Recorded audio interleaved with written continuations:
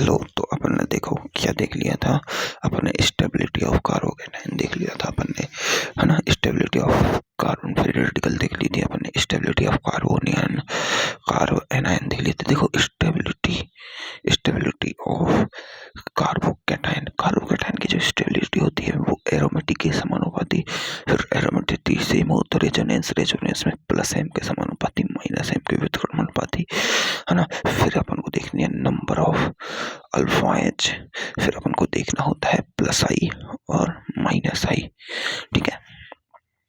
Stability of carbon free radical देखो उसमें aromaticity नहीं होती, उसमें सिर्फ रेजोनेंस होता है। रेजोनेंस में प्लस एम के समानुपाती माइनस एम के व्युत्क्रमानुपाती और समानुपाती of number of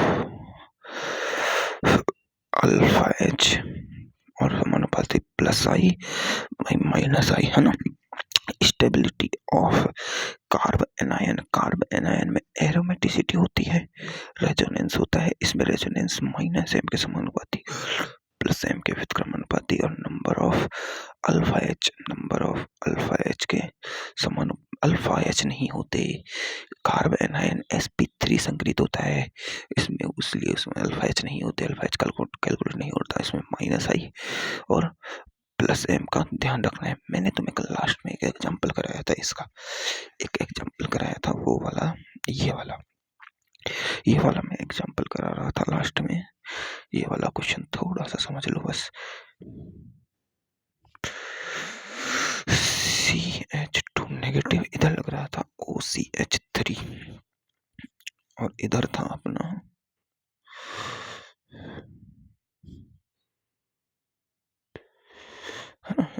CH2 negative और इधर लग रहा था मेटा पर OCH3, ठीक है।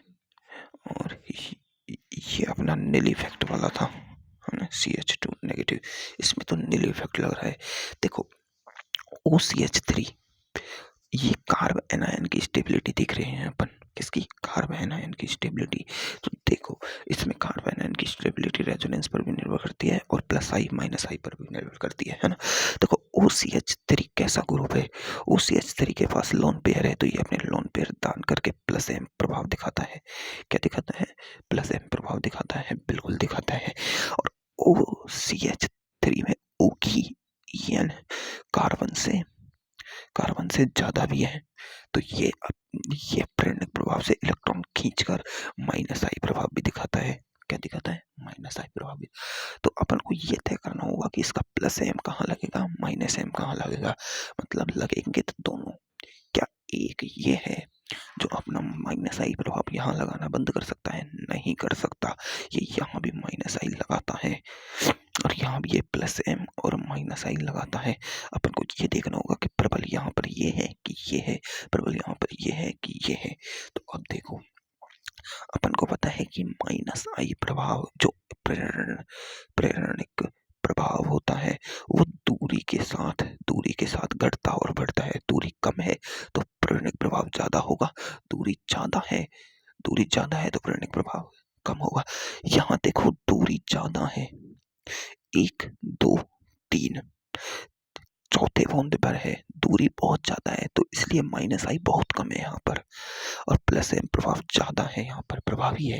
लेकिन मेटा पोजीशन पर समझो, मेटा पोजीशन पर दूरी हो जाती है कम, यानी दूरी हो जाती है कम। दूरी कम होने के कारण इसका माइनस आई ज्यादा हो जाता है और प्लस एम कम हो जाता है, इस कारण यहाँ इसका माइनस आई प्रभाव प्रभावी हो जाता है। कौन सा प्रभाव प्रभावी हो जाता है? माइनस आई प्रभाव प्रभावी हो जाता है। तो ये इलेक्ट्रॉन खींचने का काम करता है। क्या करता है? खींचने का काम करता है। कौन सा काम करता है? माइनस आई। तो माइनस आई के समानुपाती होता है और प्लस एम के व्युत्क्रमानुपाती। अभी ये देखो कारण क्या है इसका, एक और कारण है कंपाउंड स्टेबिलिटी चाहता है। क्या चाहता है? स्टेबिलिटी। स्टेबिलिटी चाहता है, वो स्टेबिलिटी के लिए कुछ भी कर सकता है। उसको यहाँ माइनस आई से स्टेबिलिटी प्राप्त हो रही है, तो वो माइनस आई को ज़्यादा प्रेफर कर रहा है इस जगह पे। इस जगह पे देखो माइनस आई लग नहीं पा रहा, तो वो अपना प्लस आई लगा पा रहा है, इसलिए इसकी स्टेबिलिटी कम हो रही है। देखो सबसे ज़्यादा स्टेबल कौन सा है? सबसे ज़्यादा सेकंड वाला स्टेबल है। फिर फिर फिर फिर कौन सा है? थर्ड वाला स्टेबल है। देखो इस प्रभाव से तो ये नील वाला ज्यादा स्टेबल होता है, क्योंकि ये तो व्युत्क्रमानुपाती माई प्लस एम रेजोनेंस दे रहा है। कौन सा दे रहा है? प्लस एम रेजोनेंस, जो कि व्युत्क्रमानुपाती है। प्लस एम रेजोनेंस व्युत्क्रमानुपाती है।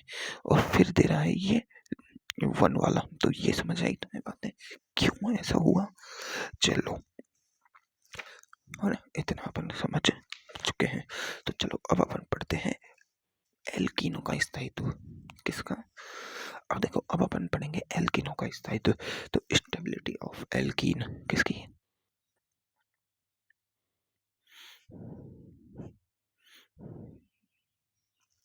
एल्कीन। और एंड अपन पढ़ेंगे हीट ऑफ हाइड्रोजनेशन।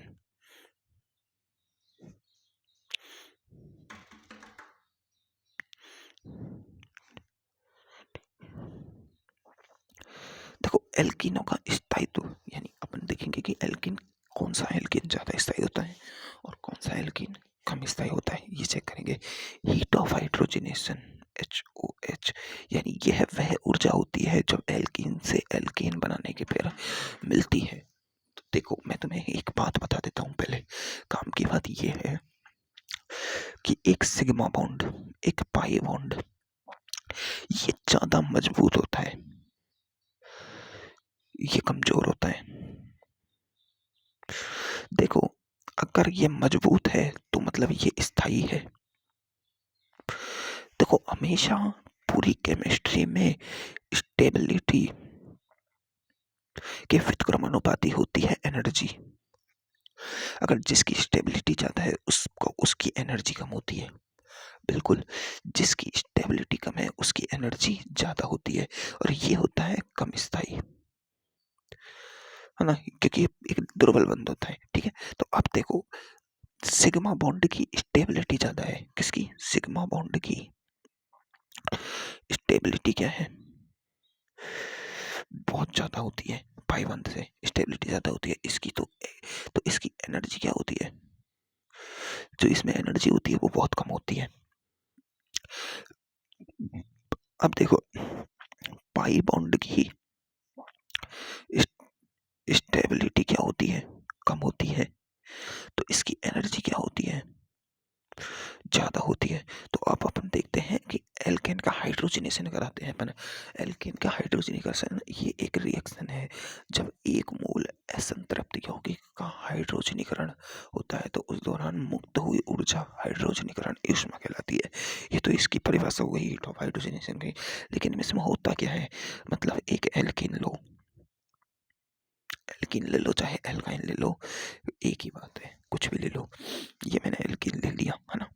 अब मैंने जब इस पर H2 की रिएक्शन कराई, देखो H2 की रिएक्शन करा रहा हूँ किसकी उपस्थिति में? NiPT PD, ये सब क्या है? उत्प्रेरक। NiPT PD, है ना, इनकी उपस्थिति में मैं अभिक्रिया करा रहा हूँ। तो एक H यहाँ, ये H हो गया, है ना।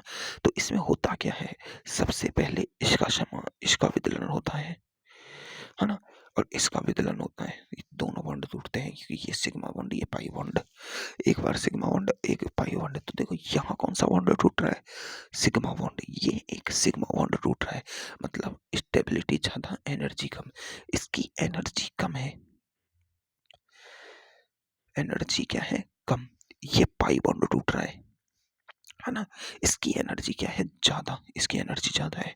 अब देखो हो क्या रहा है कि यहाँ से पाई बॉन्ड टूट चुका है, इधर एक इलेक्ट्रॉन इधर, और यहाँ से भी H बॉन्ड टूट चुका है, एक इलेक्ट्रॉन इधर, एक इलेक्ट्रॉन इधर।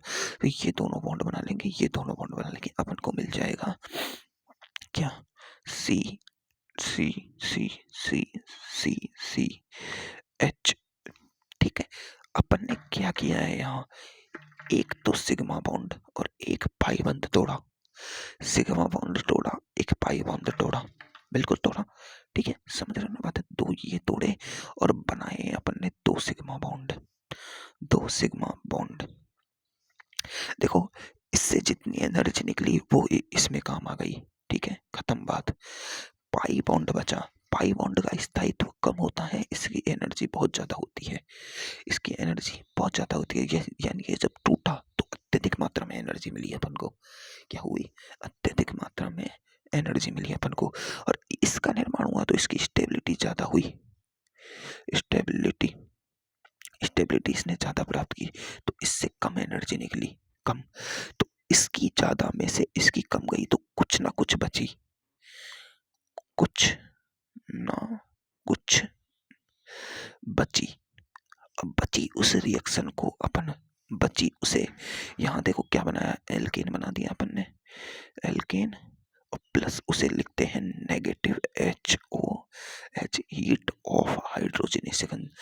जब ऊष्मा निकलती है तो उसे नेगेटिव के रूप में लिखते हैं, जब देनी पड़ती है तो उसे पॉजिटिव के रूप में लिखते हैं। ठीक है, तो यहाँ कुछ ना कुछ बची। ये कुछ ना कुछ बची जो है, अब वो कितनी बची, वो इस पाई बॉन्ड में से इस सिग्मा बॉन्ड की एनर्जी को घटाकर जो मिली वो बची। अगर मान लो मैंने एल्कीन का एक ऐसी एल्कीन ली जिसमें 4 पाई बॉन्ड थे, उसका हीट ऑफ हाइड्रोजनेशन कराया, तो मुझे उतनी एनर्जी मिलेगी जितनी 4 पाई बॉन्ड में से 4 सिग्मा बॉन्ड को घटाकर मिलेगी। मतलब माइनस की 4HOH मिलेगी। कितनी मिलेगी? 4HOH। तो सीधी बात है, जितने पाई बॉन्ड उतनी हीट ऑफ एनर्जी। जितने पाई बॉन्ड उतनी हीट ऑफ एनर्जी। क्योंकि अपन दो पाई, एक पाई बॉन्ड तोड़ के एक पाई सिग्मा बॉन्ड बना रहे हैं, तो इधर भी 4 पाई बॉन्ड तोड़ के अपन 4 सिग्मा बॉन्ड बनाएंगे। क्या बनाएंगे? 4 सिग्मा बॉन्ड बनाएंगे। तो 4HOH। ठीक है, और एक और चीज, अगर पाई बॉन्ड सेम हो जाए तो उसकी संरचना देखो कि ये उसके जो पाई बॉन्ड सेम है तो उसमें जो ज्यादा स्टेबल होगा उसकी एनर्जी उतनी कम होगी। बिल्कुल। तो अब देखो,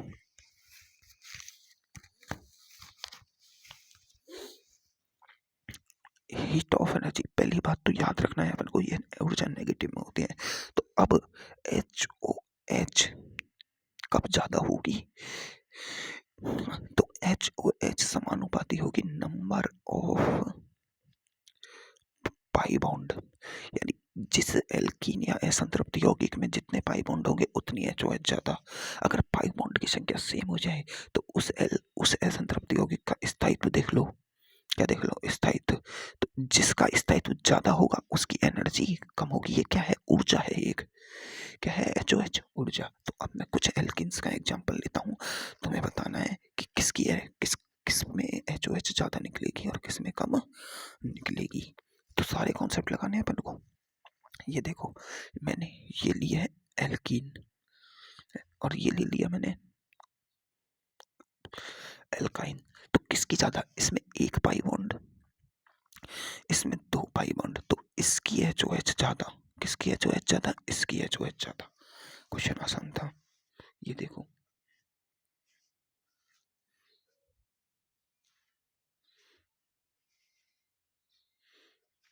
एक पाई बॉन्ड, दो पाई बॉन्ड, इसकी HOH ज्यादा। दमादम करो, कोई दिक्कत नहीं है। हाँ, CH2।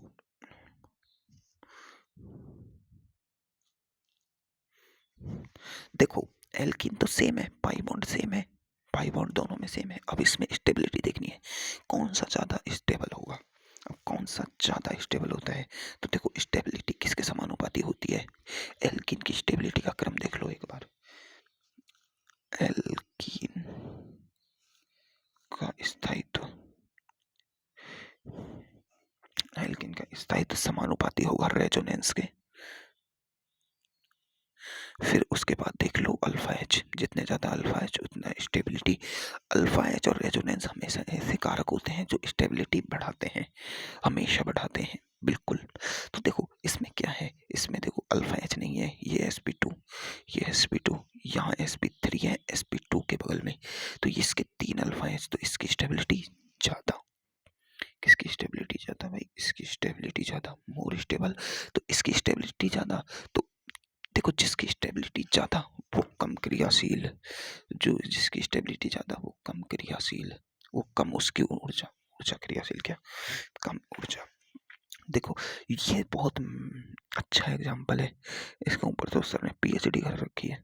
मतलब एक तो है ये एच मतलब इसे कहते हैं सिसब्यूटूइन। क्या है, मैंने खोल के नहीं लिखा है, सिसब्यूटीन।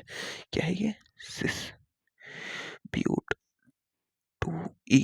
है ना, इसे खोल के लिख देता हूँ चलो, CH3 C double bond C H CH3 CH, अरे H, ठीक है। ये है ट्रांस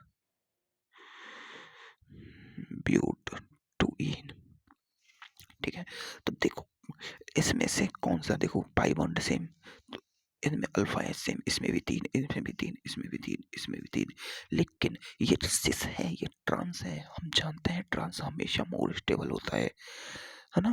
क्यों, क्योंकि इन दोनों की जो बड़े ग्रुप है विपरीत दिशा में, बड़े ग्रुप पास पास है, रिपल्सन होगा, क्या होगा, रिपल्सन यहाँ पर। तो कौन सा स्टेबल ज्यादा है, कौन सा स्टेबल ज्यादा है, ये वाला ज्यादा स्टेबल है। तो ज्यादा स्टेबल है तो HOS इसकी ज्यादा है, किसकी, HOH इसकी ज्यादा होती है, ठीक है। अब देखो मैं एक ग्राफ बनाता हूँ, इसका ग्राफ एनसीईआरटी में दिया हुआ है इसलिए ग्राफ बनाना है ये। देखो अपन को पता है जो ज्यादा स्थायी होगा उसकी एनर्जी लेवल उतना कम होगा। ये क्या है, ये है अपना सिसब्यूटेन और ये है अपना ट्रांसब्यूटेन, है ना। तो सिसब्यूटेन स्टेबल ज्यादा है, इसकी एनर्जी लेवल कम है, तो मैं ये एनर्जी बनाता हूँ, है ना। और ये बनाता हूँ अभिक्रिया की प्रकृति, अभिक्रिया की प्रकृति। तो देखो सिसब्यूटीन कम स्टेबल है तो इसकी एनर्जी लेवल ज्यादा है, तो सिसब्यूटीन तो कहीं ऊपर होता है, कहाँ होता है, यहाँ होता है। ट्रांसब्यूटीन की स्टेबिलिटी ज्यादा है तो इसकी एनर्जी लेवल कम है, तो ये कहीं यहाँ होता है ना। सिसब्यूटीन है। अब मैं इसकी रिएक्शन करा रहा हूँ H2 से और इसकी भी रिएक्शन करा रहा हूँ H2 से, प्रोडक्ट ये दोनों मिलके सेम बनाएंगे, क्या, ब्यूटेन। क्या बनाएंगे, सेम प्रोडक्ट बनाएंगे, ब्यूटेन बनाएंगे, तो प्रोडक्ट सेम ब्यूटेन है ना। तो ये ब्यूटेन प्रोडक्ट की लेवल है यहाँ पर, ये ब्यूटेन है। तो देखो इसने ब्यूटेन बनाया इस लेवल पर, इसने ब्यूटेन दिया इस लेवल पर, यानी इसने ये बनाया, इसने ये बनाया, दोनों ने एक ही प्रोडक्ट बनाया है। तो ये क्या है, ये इसकी HOH है, यानी डेल्टा H ऑफ किसकी है, ये ट्रांस की। और ये देखो ये है डेल्टा H सिस की। तो ऊर्जा में अंतर किस में ज्यादा है, सिस की में। डेल्टा H सिस की ऊर्जा में अंतर ज्यादा है डेल्टा H ट्रांस से, ठीक है। तो देखो ऊर्जा में अंतर ज्यादा है तो यही तो ऊर्जा में अंतर ही तो HOH है, ऊर्जा में अंतर तो देखो यही तो है, इसकी ऊर्जा ज्यादा है, देखो यही तो बताइए, यही तो ग्राफ आया है, बिल्कुल बिल्कुल आया है। तो अब ये इन एग्जाम्पलों को तुम्हें खुद को करना है यार, मैं क्या कर रहा हूँ इसमें, हैं? इसमें भी कराऊंगा मैं, इन एग्जाम्पल्स को करना, जौन सा नहीं हो वो मैं करा दूंगा, तुम्हें वैसे ही समझा दूंगा, है ना। नेक्स्ट क्लास में जौन सा नहीं हो, देखो अपन को क्या देखना है, रेजोनेंस देख लो उसमें, पाई बॉन्ड देख लो उसमें, है ना। पाई बॉन्ड सबसे पहले देखो, फिर रेजोनेंस देख लो, रेजोनेंस अगर उसमें एरोमेटिसिटी है तो एरोमेटिसिटी भी देख लो, अगर उसमें क्या है, उसमें अल्फा एच है तो अल्फा एच देख लो, है ना। तो ये HOH का क्रम होता है, ठीक है, कि तुम्हें खुद को आना चाहिए, ठीक है। चलो एक लास्ट का 10वां एग्जांपल ले लेता हूँ, मुझे अच्छा लग रहा है ये, है ना। ये डबल बॉन्ड इधर और ये और ये और एक ये ग्राफ है, ये डबल बॉन्ड इधर और इधर। देखो ये sp2 कार्बन है, ये sp2 कार्बन है, पर ये sp3 है, ये sp3 है, इस पर 3 H लगे हुए हैं, इस पर 3 H लगे हुए हैं, है ना। ये sp3 है, इस पर 2 H लगे हुए हैं, ये sp3 है, ये 2 H लगे हुए हैं, ये sp2 से बगल में जुड़े हुए सभी sp4 sp3 कार्बन है। और देखो इस पर पाई बॉन्ड एक, इस पर पाई बॉन्ड एक, तो पाई बॉन्ड का खेल तो खत्म। इस पर देखो ये sp2, ये sp2, ये sp3, इस पर 2 और ये sp3, इस पर 2। तो देखो इधर तो 4 alpha H plus 1 pi bond, इधर कितने होगा 3, 3 दूनी 6, 2 6 और 4 10, 1 पाई बॉन्ड और 10 अल्फा H, कितने 10। तो मोर स्टेबल कौन सा, ये मोर स्टेबल है ये। तो हीट ऑफ एनर्जी किसकी ज्यादा, HOH इसकी ज्यादा, इसकी ज्यादा, इसकी ज्यादा, ठीक है। तो ये अच्छा एग्जांपल था, अब मैंने करा दिया। अब मैं बात करूंगा एल्केनो का स्थायित्व। किसका, एल्केनो का स्थायित्व है दहन ऊष्मा।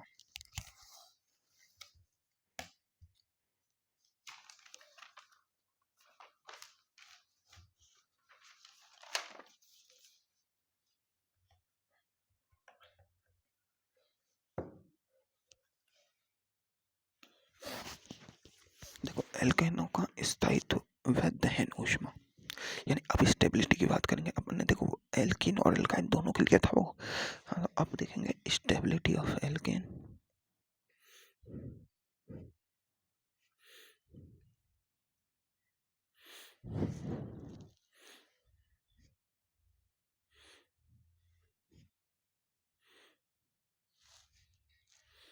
कॉम्ब्यूशन यानी HOC, क्या HOC।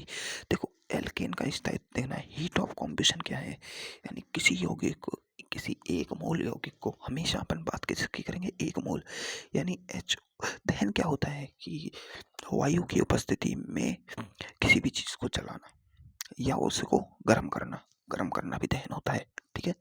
अब देखो HOC क्या है, किसी यौगिक के एक मोल, अब किसके HOC है, हीट ऑफ कॉम्बिशन किसकी देख रहे हैं, एल्केन की। तो एल्केन के एक मोल के दहन पर मुक्त होने वाली ऊष्मा या दहन, उसे दहन की ऊष्मा कहा जाता है। HOC क्या होती है, एक मोल एल्केन। देखो एक मोल से कम के लिए ये परिभाषित नहीं होती है ना, है ना। एक मोल से कम के लिए परिभाषित नहीं होती है ये, ठीक है। इसे एंथैल्पी ऑफ कॉम्बिनेशन भी कहा जाता है। जो अपन H बताता है हीट ऑफ हाइड्रोजनेशन, उसे एंथैल्पी EOH भी कह सकते हैं, एंथैल्पी ऑफ हाइड्रोजनेशन, क्योंकि इन रिएक्शनों के लिए एंथैल्पी और हीट बराबर होती है। क्या होती है, बराबर। तो अब देखो हीट ऑफ कॉम्बिनेशन देख रहे हैं अपन, कॉम्बिनेशन, तो उसमें क्या होगा, देखो जो ऊर्जा निकलती है, अपन को पता है कि एल्केन, एल्केन क्या होती है, मेथेन, ब्यूटेन, प्रोपेन, है ना, इथेन, इथेन, ये सब एथेन है। ब्यूटेन और प्रोपेन के मिश्रण को, ब्यूटेन और प्रोपेन के मिश्रण को अपन LPG कहते हैं, लिक्विड पेट्रोलियम गैस, जो तो अपना एक स्वच्छ ईंधन है, स्वच्छ ईंधन है। मतलब इनके दहन से, इनके चलने से अत्यधिक मात्रा में ऊष्मा निकलती है।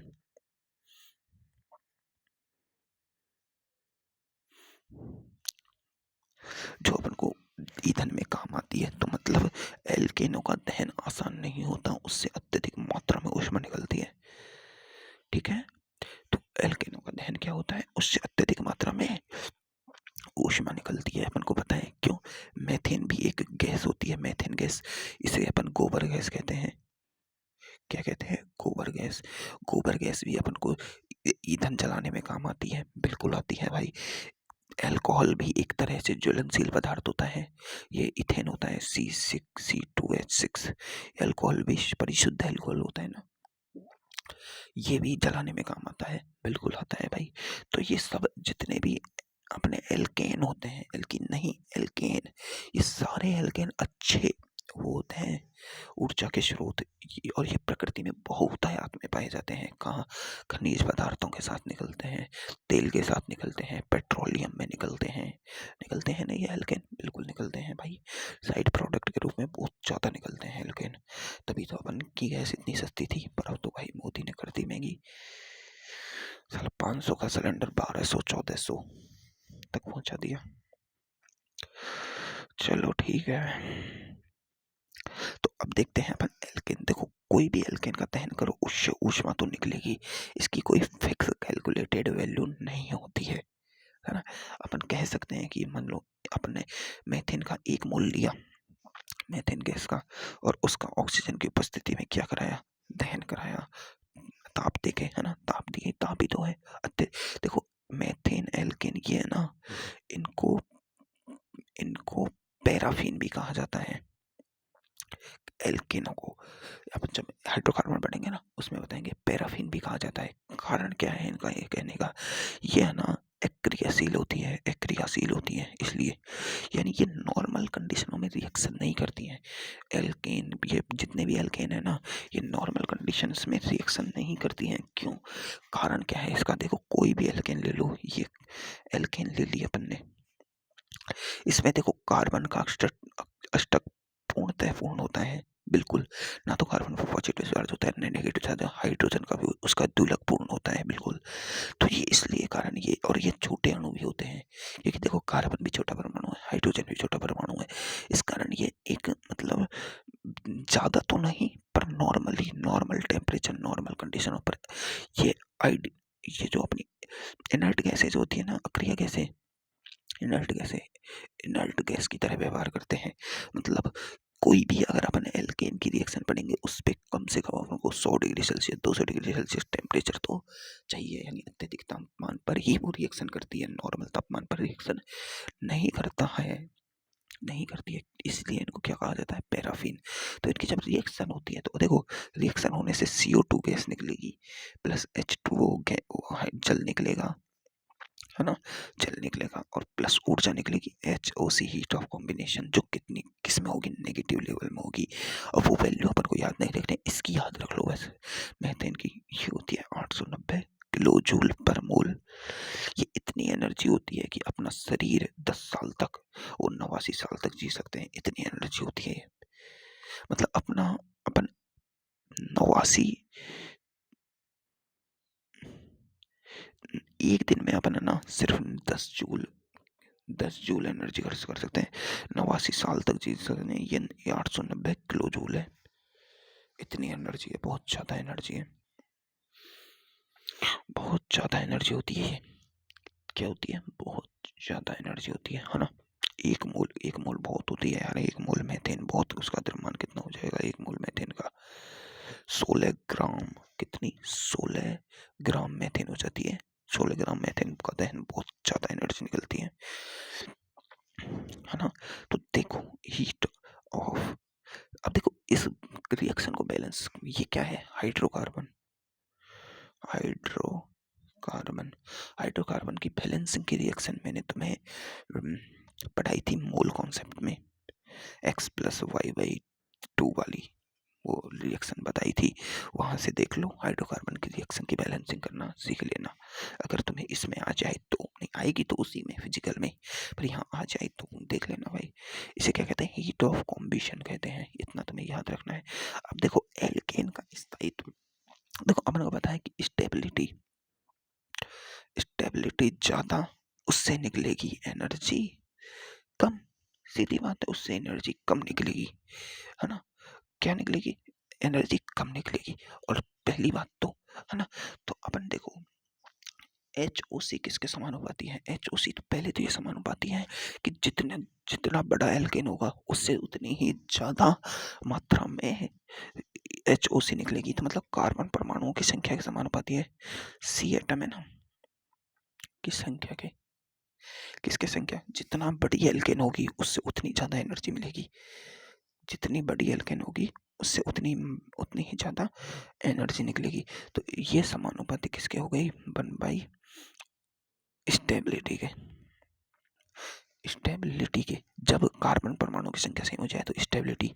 अब देखो स्टेबिलिटी ऑफ एल्केन की बात कर लें तो ये तो अपन बात करेंगे, देखो अब इनके एग्जांपल्स देखो, जो 1 कार्बन 2 कार्बन 3 कार्बन 4 कार्बन, तो इनकी HOS ज़्यादा होगी। अब देखो इसमें क्या है, एल्कीन है, कोई दिक्कत नहीं है, एल्कीन से कर लो। इसमें कितने हैं? 4 कार्बन, इसमें 5 कार्बन, 6 कार्बन, HOS इसकी ज़्यादा। एल्कीन का भी तो दहन हो सकता है, ये हाइड्रोकार्बन का दहन होता है। एल्कीन का भी हो सकता है, एल्काइन का भी हो सकता है, किसी का भी हो सकता है। ठीक है, ठीक है। देखो ये सिस ब्यूटेन है, इसमें देखो कार्बन की संख्या बराबर और बॉन्ड भी बराबर, तो इसमें देखो सिस ब्यूटेन है, ये लेस स्टेबल होता है, ट्रांसब्यूटेन मोर स्टेबल होता है, तो मोर स्टेबल की HOC कम होगी, है ना। तो देखो ये 3 कार्बन, ये 4 कार्बन, ये 5 कार्बन, है ना, तो किसकी ज्यादा होती है भाई? 5 कार्बन वाले की ज्यादा होती है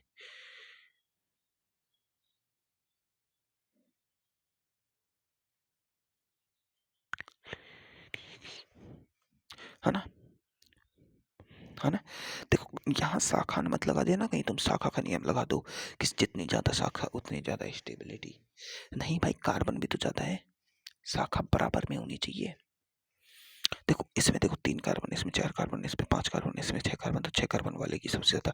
तो अब देखो जब एल्केन की संख्या समान हो जाए, जब जब कार्बन की संख्या समान हो जाए ना, तब एल्केन का स्थायित्व तो जितनी ज्यादा शाखा होगी उतनी ज्यादा स्थायी होगा। किसमें? अचक्रीय यौगिकों में, अचक्रीय यौगिकों में। और चक्रीय यौगिक में है तो वलय का आकार जितना बड़ा होता जाएगा, वलय का आकार जितना अधिक होगा, वो उतने ज्यादा स्टेबल एल्केन होगी। इसके एग्जांपल ले लेते हैं अपन, चलो इधर देखो।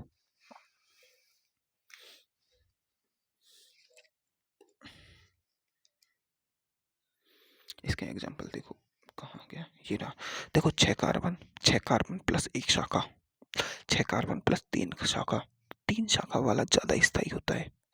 मतलब जितनी ज्यादा ब्रांच होंगी एल्केन में, वो उतना ज्यादा स्टेबल होता है। क्या होता है? उतना ज्यादा स्टेबल होता है। तो ये देखो इसकी किसकी एनर्जी ज्यादा है? लंबे वाले की, है ना। देखो ये 6 कार्बन, ये भी 6 कार्बन, ये 6 कार्बन, और इसमें देखो ये 3 कार्बन की रिंग, 4 कार्बन की रिंग, 5 कार्बन की रिंग, 6 कार्बन की रिंग। जितनी ज्यादा वलय का आकार, स्टेबिलिटी उतनी ज्यादा, स्टेबिलिटी उतनी ज्यादा, तो HOC उतना कम, तो सबसे ज्यादा HOC इसकी है। किसकी है? हिस्ट्री। देखो ये भी तो देख सकते हैं, यहाँ देखो रिंग छोटी है, तो इनमें देखो ये sp3 कार्बन है, इसका सबका कार्बन क्या होना चाहिए? बंद कोण 109 डिग्री 28 मिनट का होना चाहिए, लेकिन यहाँ कितना है? 60 डिग्री का।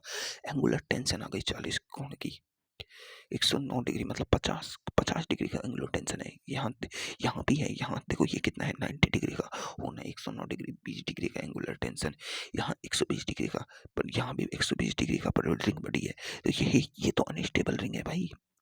क्यों? क्योंकि ये एंगुलर टेंशन बहुत ज्यादा है ना। देखो इसमें देखो 1 2 दो 4 और 2 6 कार्बन, और 6 कार्बन ये रिंग है। देखो इसमें रेजोनेंस है, एक pi sigma pi, pi sigma pi, इसमें भी पाई सिग्मा पाई रेजिस्टेंस, पर ये मोर रिंग में है तो मोर स्टेबल है ये, तो इसकी एनर्जी ज्यादा है। ये तो दिख भी रहा है कि एरोमेटिक यौगिक मोर स्टेबल होता है, इसमें एरोमेटिसिटी नहीं है, क्या है? तो देखो इनको भी कर लेना, ये एरोमेटिक यौगिक भी तो है। चलो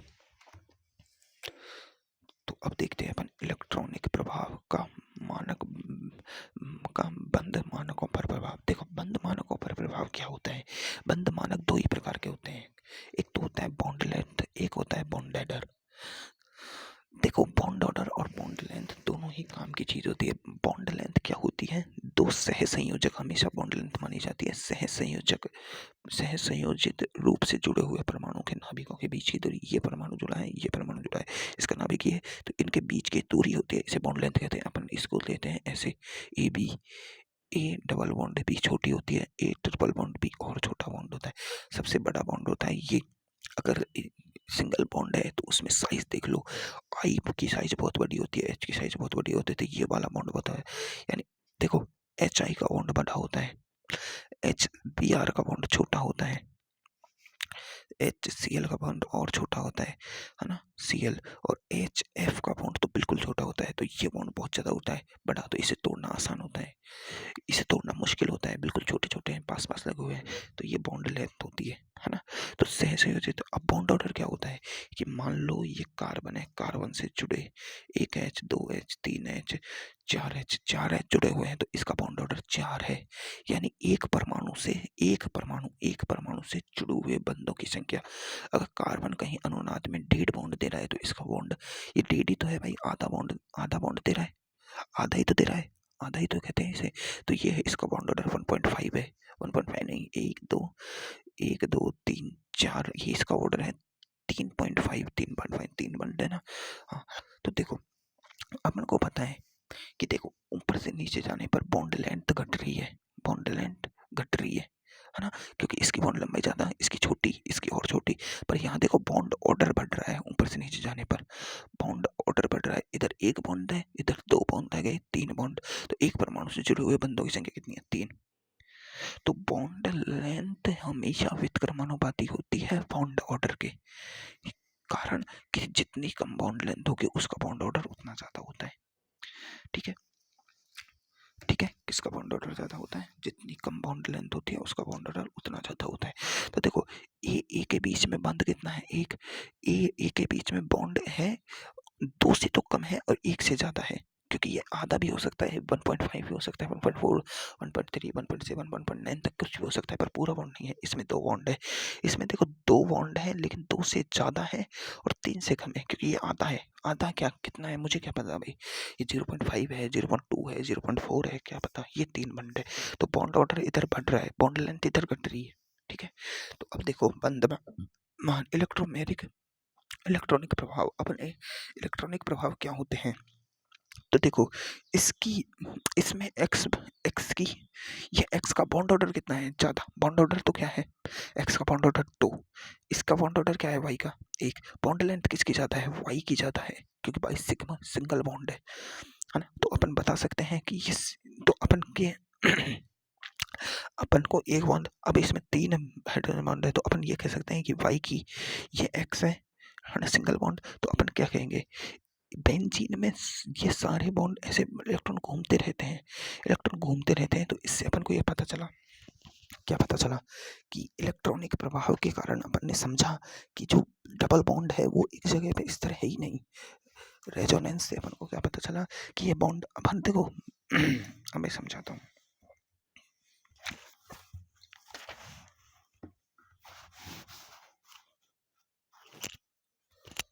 देखो इलेक्ट्रॉनिक प्रभाव का बंद मानकों पर प्रभाव जो पड़ रहा है वो समझो। देखो अपन समझते हैं कि ये एक बेंजीन है ना। अपन को पता है ये डबल बॉन्ड है, तो ये इसकी बॉन्ड लेंथ कम है, इसका बॉन्ड ऑर्डर ज्यादा है, इसकी बॉन्ड लेंथ ज्यादा है, इसका बॉन्ड ऑर्डर कम है, इसका बॉन्ड ऑर्डर 1 है, इसका 2 है, इसकी बॉन्ड लेंथ कम है, इसकी बॉन्ड लेंथ ज्यादा है। अगर यहीं अपन एक बेंजीन बना दें, ठीक है, तो बेंजीन में अपन को पता है 3 डबल बॉन्ड होते हैं, 1 double bond, 2 double bond, 3 double bond. तो अपन को इलेक्ट्रॉनिक प्रभाव को भूल जाओ, यानी अनुनाद भूल जाओ। तो होना क्या चाहिए, इसकी बॉन्ड लेंथ ज्यादा होनी चाहिए, इसकी बॉन्ड लेंथ कम होनी चाहिए, इन सब की बॉन्ड लेंथ समान होनी चाहिए, कम होनी चाहिए। इसकी इसकी इसकी बॉन्ड लेंथ ज्यादा होनी चाहिए, इसका बॉन्ड ऑर्डर 1 होना चाहिए, इसका 2 होना चाहिए, लेकिन होता नहीं है। तो बंद मानकों पर अब किसका प्रभाव पड़ेगा? इलेक्ट्रॉनिक प्रभावों का प्रभाव पड़ेगा। यहाँ रेजोनेंस का प्रभाव पड़ रहा है। रेजोनेंस क्या कहता है कि भाई ये तो बॉन्ड होते ही नहीं है। रेजोनेंस कहता है कि यहाँ तो डबल बॉन्ड होता ही नहीं है, ये तो सब ऐसे होते हैं। आधा बॉन्ड होता है, मतलब सबकी बॉन्ड लेंथ बराबर है, इसकी ये सबकी बॉन्ड लेंथ सेम है और सबका बॉन्ड ऑर्डर सेम है, जो कितना है, 1 से ज्यादा है बॉन्ड ऑर्डर और 2 से कम है। बिल्कुल, यही तो कह दिया इसने, यही तो कह दिया कि ये x लंबाई और ये y लंबाई x बराबर y है। यही तो इलेक्ट्रॉनिक प्रभाव का बंद मानकों पर प्रभाव है, कि इसने मतलब बॉन्ड ऑर्डर, बॉन्ड लंबाई की एक नई परिभाषा दे दी कि बॉन्ड ऑर्डर आधा भी हो सकता है, बॉन्ड लंबाई कुछ भी हो सकती है। तो देखो सी सिंगल बॉन्ड की जो एक्चुअल बॉन्ड लेंथ होती है वो 1.154 पिकोमीटर होती है, यहाँ सी डबल बॉन्ड सी की बॉन्ड लेंथ होती है वो 134 पिकोमीटर होती है। सी ट्रिपल बॉन्ड सी की जो बॉन्ड लेंथ होती है वो 128 पिकोमीटर है। लेकिन ये ना तो ये अपन को यहाँ कैलकुलेट की, जो ना तो ये प्राप्त हुई, ये प्राप्त हुई सी डबल बॉन्ड सी, और ना ये प्राप्त हुई। इनके बीच का कहीं प्राप्त हो रहा है 140 पिकोमीटर प्राप्त हुई। क्या प्राप्त हुई? 140 पिकोमीटर प्राप्त हुई, जिससे यह साबित हुआ कि यहाँ कोई डबल सिंगल बॉन्ड होता ही नहीं है। यहाँ तो ना तो डबल बॉन्ड होता है, यहाँ आंशिक बॉन्ड होते हैं। इसी से रेजोनेंस की उत्पत्ति हुई कि ये हो क्यों रहा है, ये चेक करने के लिए। तो ये अच्छे अच्छे एग्जाम्पल्स हैं कुछ, इन एग्जाम्पल्स को करो। इसकी बॉन्ड लेंथ सिंगल बॉन्ड है ज़्यादा, इसकी डबल बॉन्ड है कम। इसमें इसमें तो रेजोनेंस हो रहा है, रेजोनेंस है तो इसके बीच की होगी 134 और 145 के बीच की, है ना। ये कुछ एग्जाम्पल्स हैं, इनको करो, अपन कर लेंगे। अब देखेंगे अपन एसिडिक स्ट्रेंथ। क्या देखेंगे? एसिडिक स्ट्रेंथ ऑफ इनकी सबकी, है ना। देखो अपनी अब एसिडिक स्ट्रेंथ बची है और एक अपना बचा है इसमें बेसिक स्ट्रेंथ। तो आज अपन इन दोनों को कंप्लीट करते हैं। चलो तो देखो अब अपन देखेंगे एसिडिक स्ट्रेंथ ऑफ, अम्लीय सामर्थ्य किसकी देखेंगे भाई? इन सभी कंपाउंडों की। अब देखो एसिडिक स्ट्रेंथ की बात कर रहे हैं तो देखो तुम्हें यहाँ थोड़ा सा तुम्हें अपने उसमें जाना पड़ेगा यार, आयोनिक इक्विलिब्रियम में अम्लीय सामर्थ्य। देखो आयोनिक इक्विलिब्रियम में अपन ने शुरू में पढ़ा था आर्रेनियस कॉन्सेप्ट, अपन ने बॉर्नस्टाइन लॉरी कॉन्सेप्ट पढ़ा, अपन ने लुईस कॉन्सेप्ट अच्छे से पढ़े थे भाई, बिल्कुल। आर्रेनियस ने कहा कि जल में H+ देने वाले यौगिक, बॉर्नस्टाइन लॉरी ने कहा कि H+, सिर्फ H+ देने वाला जल हो चाहे कहीं हो, देख लो उनमें। और लुईस ने कहा कि इलेक्ट्रॉन ग्रहण करने वाली प्रजाति तो एसिड होती है और इलेक्ट्रॉन दान करने वाली प्रजाति बेस होती है। तभी तो एन अमोनिया, अमोनिया हमेशा इलेक्ट्रॉन दान करता है ना। तो और अपन ने वो संयुग्मी क्षार, संयुग्मी अम्ल का भी कॉन्सेप्ट देख लिया था, बिल्कुल। अपन जानते हैं कि Ka बराबर क्या होता है, Ka बराबर H+ और A नेगेटिव, है ना। ये क्या होता है? संयुग्मी क्षार, और ये होता है Ha। ये भी अपन ने जानते हैं, है ना। अपन ये भी जानते हैं कि अम्लीयता किसके समानुपाती होती है? अम्लीयता, देखो ये सब पढ़ रहा है मैंने तुम्हें। अम्लीयता बराबर समानुपाती होती है H+ की संख्या के, सांद्रता के, है ना। अम्लीयता का सामर्थ्य किसके समानुपाती होता है? कि जितना K होगा उतना H+ ज्यादा होगा, अपन जानते हैं। तो अम्लीयता होती है, वो समानुपाती होती है H+ की सांद्रता के समानुपाती Ka के। लेकिन अगर अपन देखा जाए तो देखो जानते हैं कि Ka बढ़ेगा तो H+ बढ़ेगा, यानी जिसका Ka ज्यादा उसका H+ ज्यादा, जिसमें H+ ज्यादा उसका Ka ज्यादा। तो अम्लीय सामर्थ्य यानी एसिडिक स्ट्रेंथ ज्यादा। अपन जानते हैं कि H+, अपन जानते हैं कि pH इक्वल टू क्या होता है? -log H+। अपन जानते हैं कि जिसका H+ ज्यादा उसकी pH कम, और अपन जानते हैं pKa बराबर क्या होता है? -log K। ये सब मैंने तुम्हें बहुत प्यार से पढ़ाया है भाई, ये सब मैंने बहुत प्यार से। अपन जानते हैं कि जिसका K ज्यादा उसका pK है कम। तो अगर तुम्हें किसी भी कंपाउंड, कोई भी रिएक्शन में तुम्हें H+ की सांद्रता पूछी जाए, यानी उसकी एसिडिक स्ट्रेंथ पूछी जाए, तो तुम कैसे निकालोगे? इनऑर्गेनिक केमिस्ट्री और अपनी फिजिकल केमिस्ट्री में तो अपन निकालेंगे कि उसका Ka होना चाहिए ज़्यादा, उसका H+ होना चाहिए ज़्यादा, उसका pK होना चाहिए कम, उसकी pH होनी चाहिए कम। ये सब तरीके से अपन एसिडिक स्ट्रेंथ उसकी ज़्यादा कर सकते हैं, बिल्कुल कर सकते हैं, बिल्कुल कर सकते हैं ना, बिल्कुल। लेकिन यहाँ ये सब काम नहीं आता, क्योंकि यहाँ अपन इनऑर्गेनिक एसिड नहीं पढ़ते हैं, अपन यहाँ पढ़ते हैं COOH, CH3, और इनका क्या होता है? KAPK निकालते हैं। तो इनकी अपन कैसे निकालते हैं? देखो इनकी देखो ये तो तुम्हें एक तो ये याद रख लेने हैं, मतलब है ना, ये PK एक टेबल है, ये जो सर ने टेबल लिखाई है ना, ये अपन को याद रख लेनी है। ये सारे इनऑर्गेनिक एसिड है ना, इनऑर्गेनिक एसिड है। तो देखो सबसे प्रबल इनऑर्गेनिक एसिड है HClO4 और HI, इसकी pK -10 होता है। मैंने अभी क्या बताया, जितना कम pK है उतना ज्यादा उसका Ka। pK है और Ka उल्टे होते हैं हमेशा, ये तुम्हें मैंने फिजिकल केमिस्ट्री में प्यार से समझाया था। तो ये देखो HBr का 9, HCl का 7, RSO3H, ये एक क्या है? ऑर्गेनिक एसिड है और एक ऐसा ऑर्गेनिक एसिड जो एक प्रबल अम्लों की भांति व्यवहार करता है, प्रबल अम्लों की भांति व्यवहार करता है। अपन ने हमेशा क्या पढ़ा है कि ऑर्गेनिक एसिड के 100% एसिड सारे वीक होते हैं। क्यों होते हैं? क्योंकि देखो जल कहाँ आ रहा है, वाटर, ये रहा अपना वाटर। देखो वाटर, वाटर के नीचे ROH, RCOH, RCOOH, alkene, alkyne, NH3, ये सारे के सारे क्या है, वाटर से नीचे है। सारे ऑर्गेनिक एसिड वाटर से नीचे है। वाटर के अपन को एम्बलिया फील होता है। इसका देखो पीके कितना है, 15.7, यानी इतना ज्यादा पीके है तो इसका के बहुत नेगेटिव में होता है ना। क्योंकि अपन को पता है वाटर तो टूटता ही 10⁻⁻7 में है, देखा था अपन ने। जब तो इसका के कितना होता है, -10⁻14 इतना होता है, -14, और इसका के ए इतना होता है, वो के डब्ल्यू इतना होता है, तो पी के डब्ल्यू कितना हो गया इसका, इसकी पावर को आगे ले आओ 14, जब तो 14 होता है, तभी तो 14 होता है। ये चेक किया था अपन ने यार, सब निकाला था भाई, अब ऐसे भूल जाए तो पार पड़े क्या।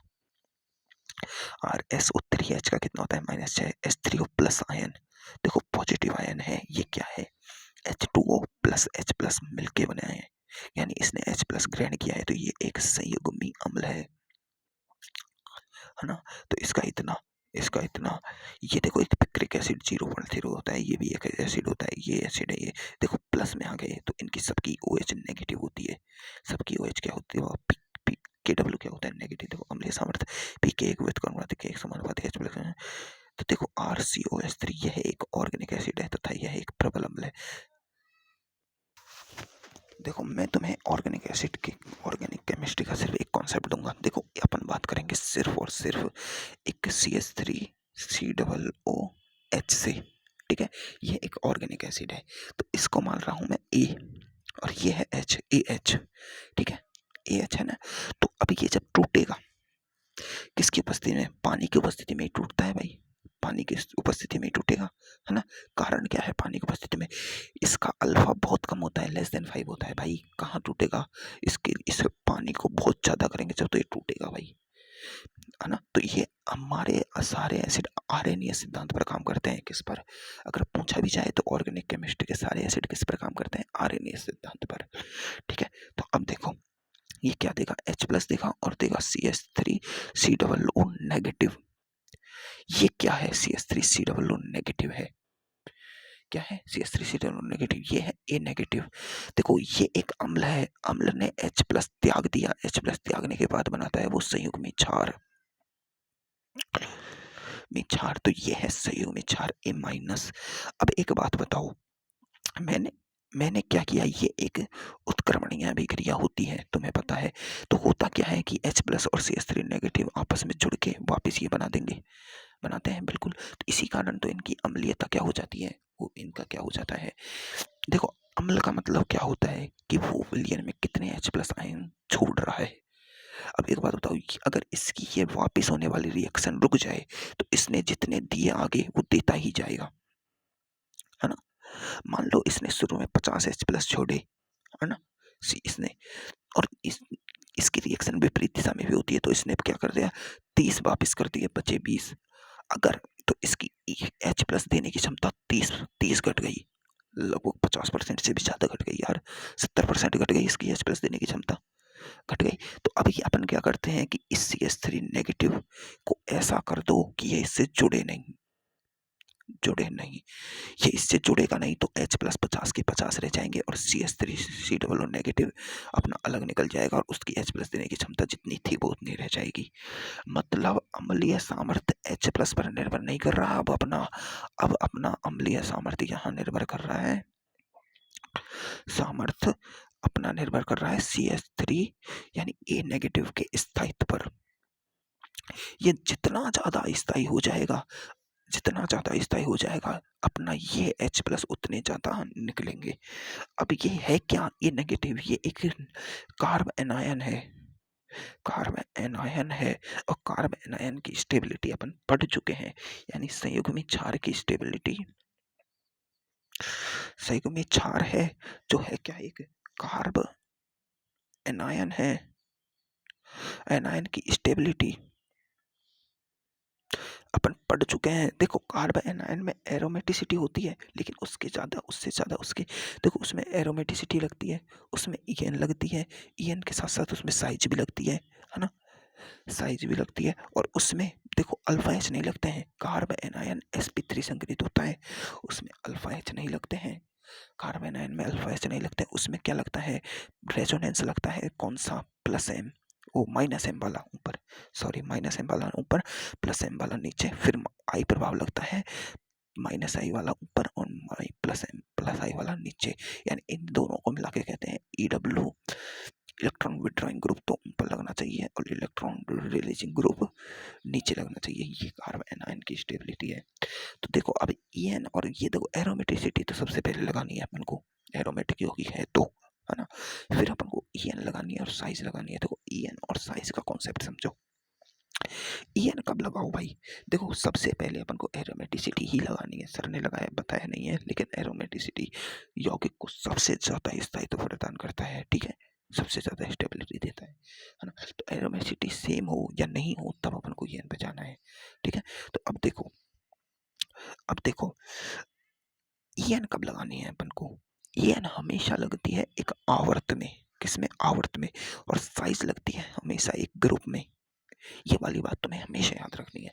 साइज हमेशा एक ग्रुप के, अगर तुम्हें एलिमेंट दिया जाए, फिर कल बाहर आई 80 कैसे तुम्हें दे दिया भाई, ये एक पॉजिटिव चार्ज है, वो नेगेटिव ऋण आयन है, और इस पर तुम्हें एक बार एफ लगा दिया, एक बार तुम्हें सीएल लगा दिया, एक बार तुम्हें बीआर लगा दिया, और ये सब बेंजीन है, तो बेंजीन में एरोमेटिकता तो है, एरोमेटिकता तो है, तो अब ईएन लगेगी कहाँ, ग्रुप वाली, और ग्रुप में साइज लगती है, ईएन नहीं लगती।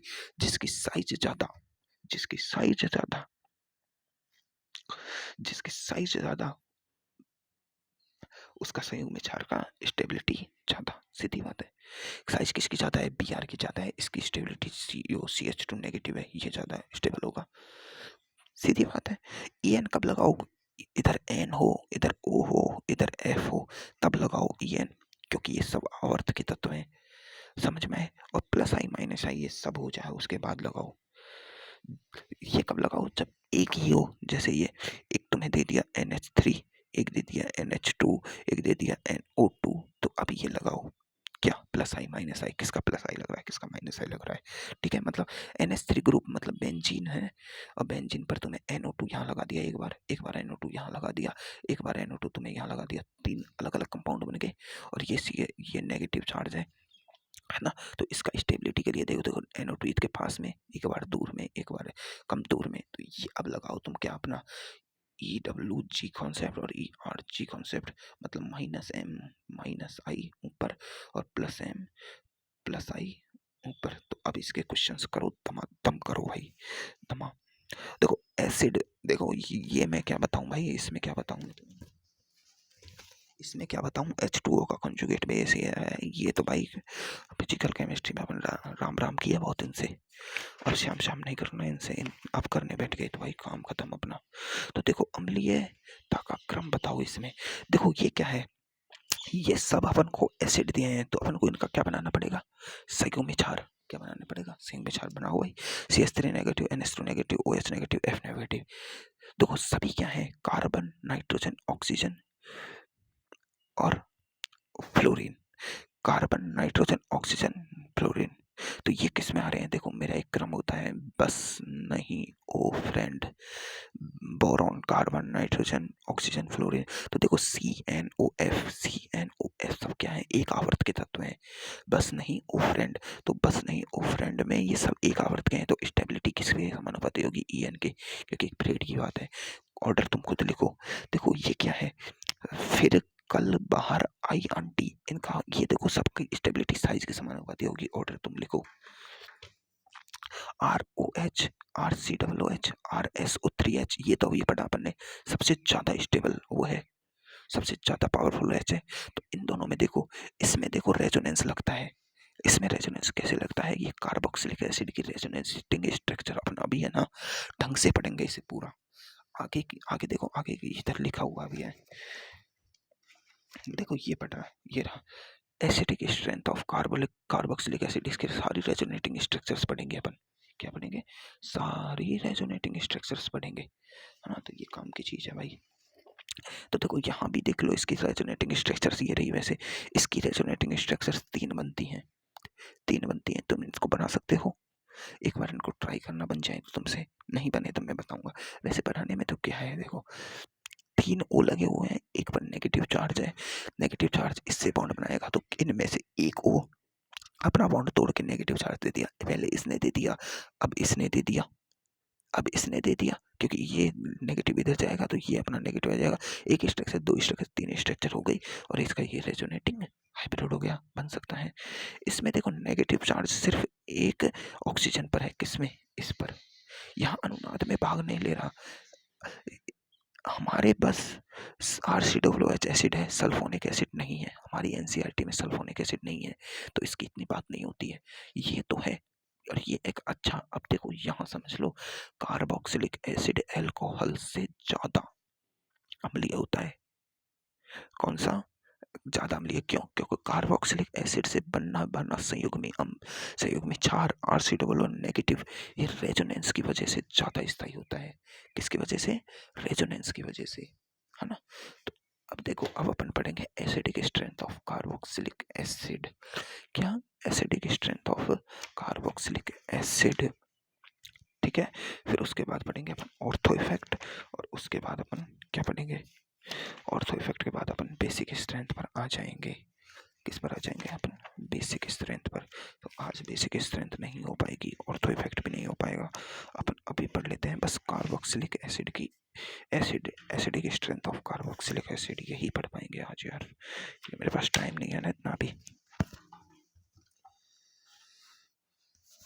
तो देखो acidic strength of carboxylic acid, तो बात करी जाए acidic strength of carboxylic acid, तो देखो RC, इसमें एक ग्रुप होता है डबल बॉन्ड O, और एक होता है H। अब ये क्या है? कार्बोक्सिलिक एसिड है पूरा, है ना। ये क्या है? कार्बोक्सिलिक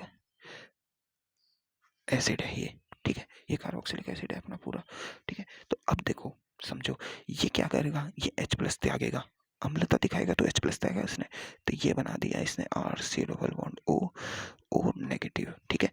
अब ये नेगेटिव क्या करेगा? ये एक बार इधर बॉन्ड बनाएगा तो ये नेगेटिव इधर चल जाएगा, तो इसकी एक रेजोनेटिंग स्ट्रक्चर बनती है RCO नेगेटिव, और डबल बॉन्ड, ये नेगेटिव वापस आएगा तो ये इधर चल जाएगा, तो वो पहले वाली स्ट्रक्चर वापस आ जाएगी, है ना। तो इसका हाइब्रिड क्या बन रहा है? RC, ये O, ये O, और ये डबल बॉन्ड O, और इस पर आंशिक नेगेटिव, इस पर आंशिक नेगेटिव। इसका अपन इसका हाइब्रिड ऐसे भी बना सकते हैं, कैसे? RC, ये O double bond O, double bond O और और नेगेटिव चार्ज दोनों के बीच में है, दोनों के बीच में नेगेटिव चार्ज लगा दिया, ऐसे भी बनाया जा सकता है। तो ये इसे क्या कहते हैं? कार्बोक्सिलेट आयन, क्या कहते हैं इसे? कार्बोक्सिलेट आयन कहते हैं। क्या कहते हैं भाई? कार्बोक्सिलेट आयन कहते हैं। अब देखो, ये एक R ग्रुप लगा हुआ है, क्या लगा हुआ है? R group. अब ये R ग्रुप हटाओ और यहाँ लगाओ एक बार इलेक्ट्रॉन विड्रॉइंग ग्रुप, एक बार लगाओ इलेक्ट्रॉन रिलीजिंग ग्रुप।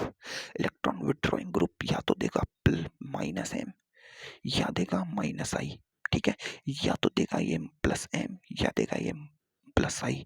अगर देखो अपन I प्रभाव से करें, थोड़ा सा I प्रभाव से करें, तो एक बार मैंने इलेक्ट्रॉन विड्रॉइंग ग्रुप लगाया, EWG कराया, क्योंकि I प्रभाव से थोड़ा आसान होता है ना करना, C डबल बॉन्ड O और ये नेगेटिव चार्ज, है ना। 1 मिनट रुको यार, आंख में कुछ गया।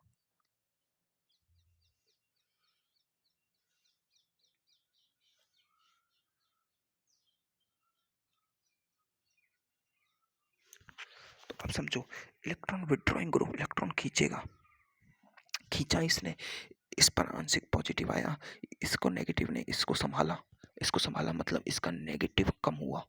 क्या हुआ? नेगेटिव कम कर रहा है, ये कर रहा है। तो इलेक्ट्रॉन विड्रॉइंग ग्रुप यानी -I -M, यानी -M और -I ऐसे प्रभाव हैं जो कार्बोक्सिलेट आयन की स्टेबिलिटी को बढ़ाएंगे, स्टेबिलिटी को क्या करेंगे? बढ़ाएंगे। और इधर ही अपन इलेक्ट्रॉन रिलीजिंग ग्रुप लगा दें, तो ये ये जो नेगेटिव चार्ज है इसको इलेक्ट्रॉन देंगे, इस पर आंशिकतः नेगेटिव देंगे या पूर्णतः नेगेटिव देंगे। अगर एम प्रभाव हुआ तो रेजोनेंस इफेक्ट हुआ तो ये इलेक्ट्रॉन देंगे तो ये इलेक्ट्रॉन इलेक्ट्रॉन प्रतिकर्षण इसकी स्टेबिलिटी को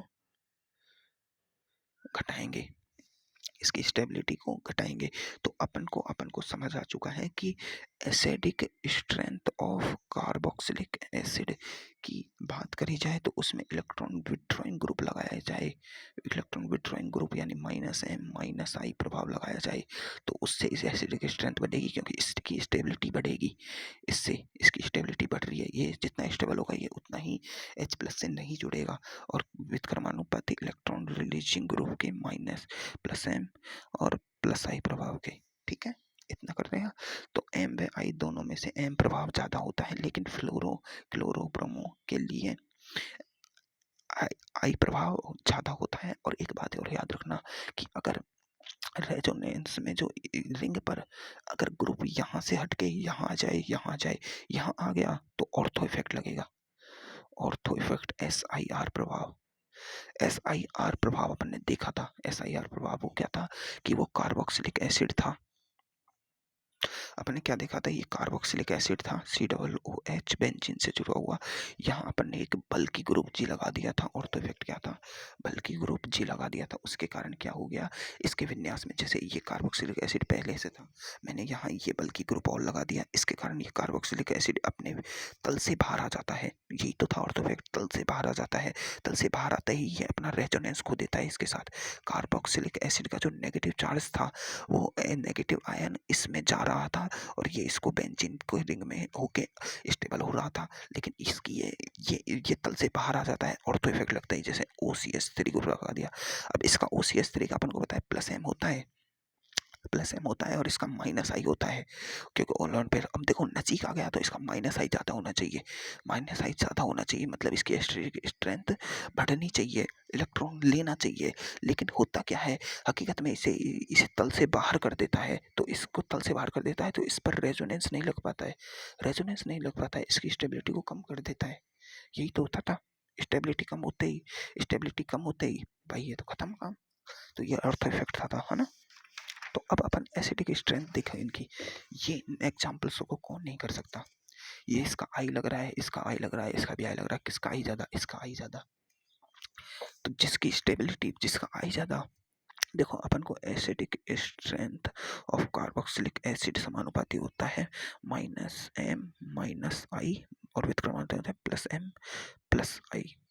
देखो जहाँ जहाँ +M+I लग रहा है वहाँ लगा दो। इसमें देखो कुछ नहीं लग रहा, इसमें देखो एक +I, इसमें डबल +I, इसमें ट्रिपल +I, बड़ा +I। तो +I के व्युत्क्रमानुपाती एसिडिक सबसे ज्यादा ये होता है ना।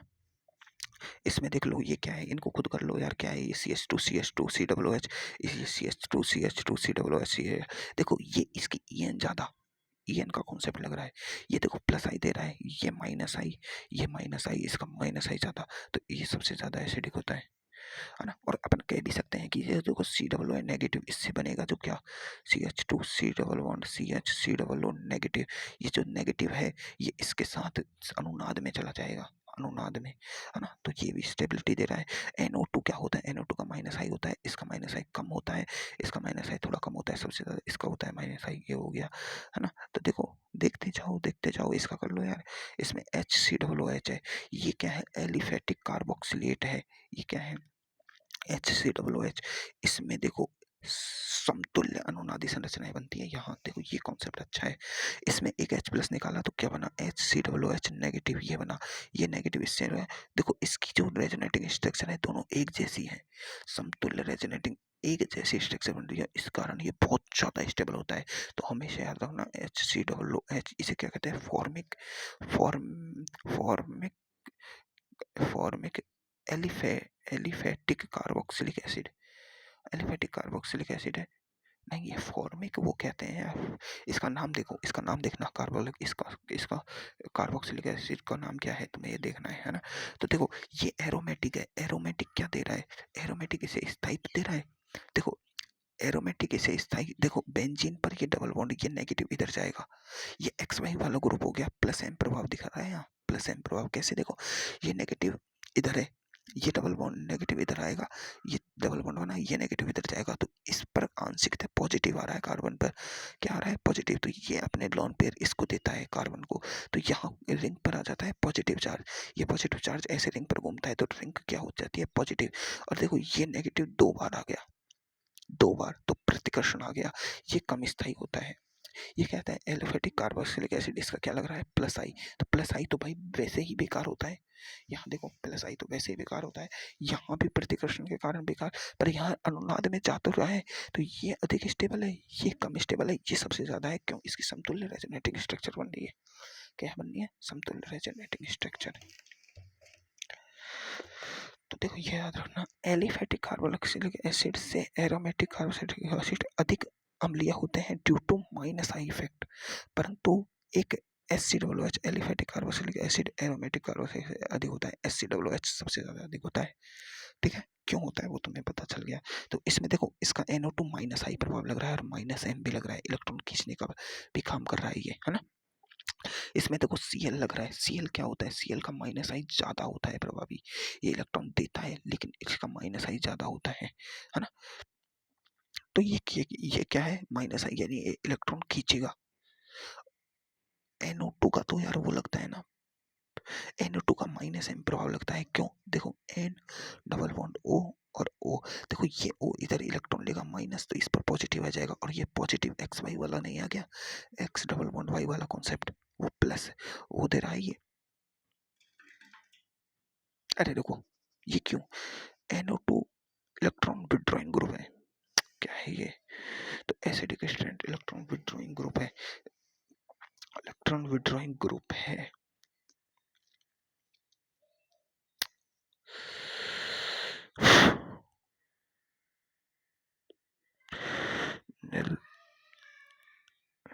देखो NO2 में माइनस आई प्रभाव लग रहा है, माइनस आई प्रभाव क्या होता है कि ये इलेक्ट्रॉन खींचेगा, इलेक्ट्रॉन खींचेगा क्योंकि इस पर पॉजिटिव चार्ज आ जाएगा ना, एक्स वाई पे पॉजिटिव आता है, ये इलेक्ट्रॉन इससे खींचेगा, और ये इस पर इसकी EN भी अधिक है, इस पर माइनस आई भी लगता है NO2 का, NO2 का तो माइनस आई भी तो होता है, NO2 पर माइनस आई प्रभाव भी होता है, देख लेना तुम, सबसे ज्यादा होता है NO2 का माइनस आई, है ना। इसका देखो ये क्या है, बेंजीन रिंग है, बेंजीन रिंग क्या दे रही है, बेंजीन रिंग कुछ नहीं दे रही, बस ये एक क्या दे रही है, प्लस आई प्रभाव दे रही है और एक प्लस M प्रभाव दे रही है बेंजीन रिंग, ये प्लस M और इसका माइनस आई ज्यादा है, इस पर कुछ तो लगा हुआ था यार, मैंने लगाया ही नहीं, शायद भूल गया मैं लगाना, सॉरी, इसका देख देख लेना यार ना। अब अपन पढ़ेंगे ऑर्थो इफेक्ट, ऑर्थो इफेक्ट अब कल पढ़ेंगे, ठीक है, आज के लिए इतना ही काफी है, मैं इन एग्जांपल्स को एक बार कल दोबारा देख के बता दूंगा।